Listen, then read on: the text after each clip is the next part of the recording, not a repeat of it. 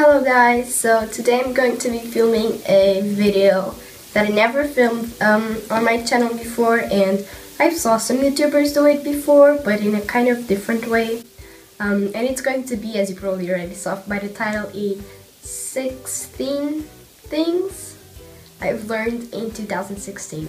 My voice is probably kind of weird because I was sick some days ago, and yeah, I have like paper here with the things so that I don't forget. So let's get started.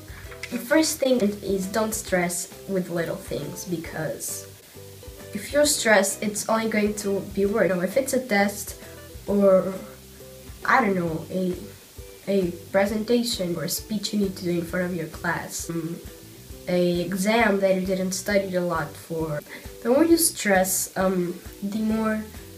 the less concentrated you will be when you do those things, and the more bad you're gonna turn out. And if you relax, your brain will just be like it was in your rehearsals, for example.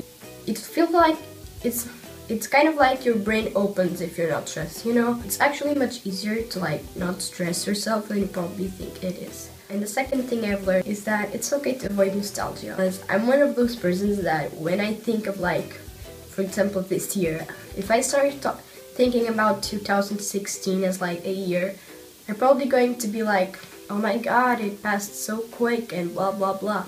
And I'll just like get kind of sad.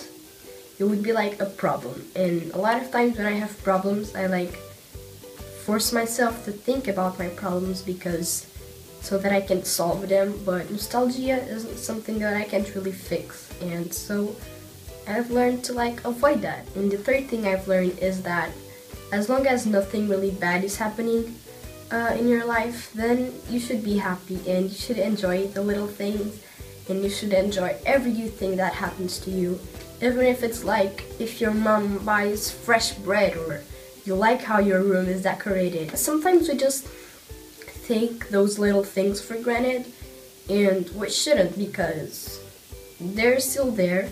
And you would be so much happier if you would look around all those beautiful things you have in your life and appreciate it. Fourth thing I've learned here, and this is kind of, and you're probably going to laugh at this, but in 2016 I started wanting to eat less meat and eat less animal products, but that's something that currently I can't really do. This year I couldn't turn vegetarian or vegan, although that's something that I really want to be. So I've learned to accept that, and I'm not gonna give up, of course, but I'm also not going to be like so frustrated with myself because there's not much I can do about it. Fifth thing I've learned, and I already knew this, but it kind of like got a little bit more real. This is a very cliche one, okay? It is to be yourself and don't care about the opinion of people that you don't love. You already heard that a billion times. But sometimes you hear things a lot, but they just don't click, you know? You are the only version of yourself that exists in the world. And if you're not being yourself, then you are wasting yourself. What matters is that you like who you are, and in the end of the day, you have to live your whole life with yourself, and so turn that a good thing, and don't always criticize yourself. As long as you don't hurt anybody, then be yourself. And the sixth thing I've learned is just do it.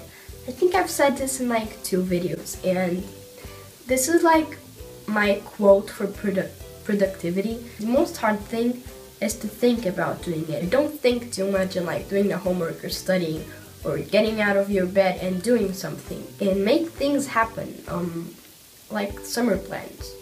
You can have a billion summer plans, but they're not going to happen unless you make something for them to happen. Start doing what you want and make the things you want to happen.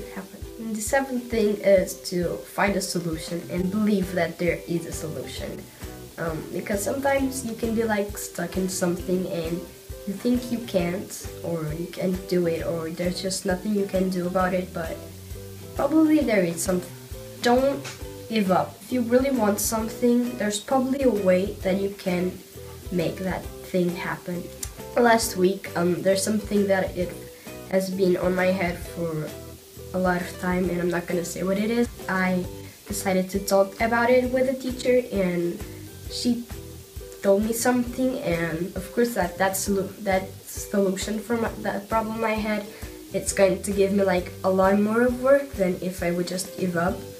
But that is what I want to do, and if I wouldn't talk to that teacher, I wouldn't know that. I'm really happy that I told that to the teacher. And the eighth thing, that it's not like I didn't really learn, but it kind of came to the conclusion that sometimes I'm just like extroverted, and sometimes I only talk just to talk. Not that I have something like really important to say. You know, I'm not one of those persons who doesn't shut up. But sometimes I talk more than I would like to, because sometimes I feel like my way of being shy is being hysteric. You know, when I'm nervous, sometimes I get like shy, I don't talk a lot, and I'm like, and sometimes when I'm nervous, and the ninth thing I've learned is don't be always on your phone.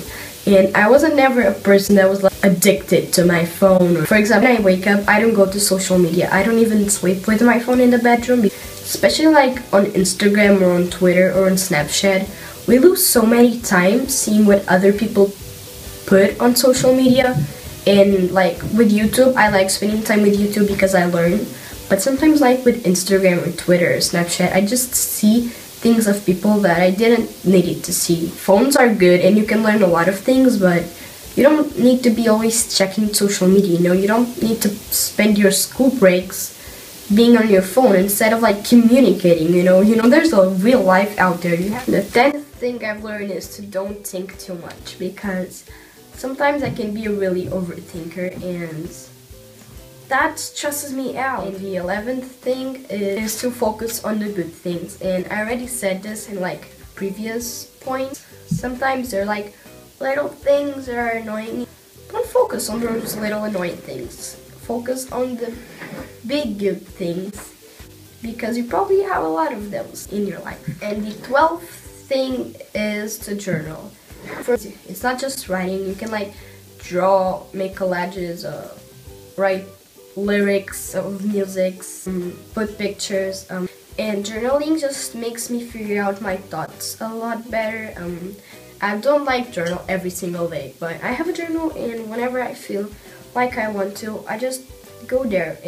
And for me, it's like so much therapeutic. It's kind of like putting your thoughts in like shelves, and when you see your thoughts written, you can like understand them better. I can't really explain it, but it really helps me. And also, like, sometimes you have like something going out in your mind, and if you write it, it's like, okay, I already write that issue, now I can like go make other things, and I know that it's writing, so I will not forget it, and whenever I want, I can just read it and it's there, because sometimes you have just like things that are annoying you with that. The third thing is to think better before spending my money. The 14th thing is probably gonna laugh a lot at me for saying this, but I learned not to paint my nails when I don't have time, because I don't know, my nail polish just doesn't stay on my nails. And like sometimes I'm like, oh, let's paint my nails, and then they get really shitty, and then they get super not good looking, and like the day after, because my nail polish doesn't stay on my nails, and then I don't have time to take it off. The 15th thing that I've learned is that little bad things that happen in your life will pass with time. And little things that may happen to you and that you're sad about, you may think that they're not gonna pass, or you're just like frustrated because you've been like sad about that for so many times, and it feels like it's never going to pass, but time really helps. And the 16th thing, which is the last thing I'm going to talk about, is that if it's a good change, you shouldn't be scared of it. And yeah, these were the 16 things, and I hope you can relate to some of them. So yeah, I will leave my Instagram and my Twitter down below if you want to follow me. And so yeah, stay happy. Bye!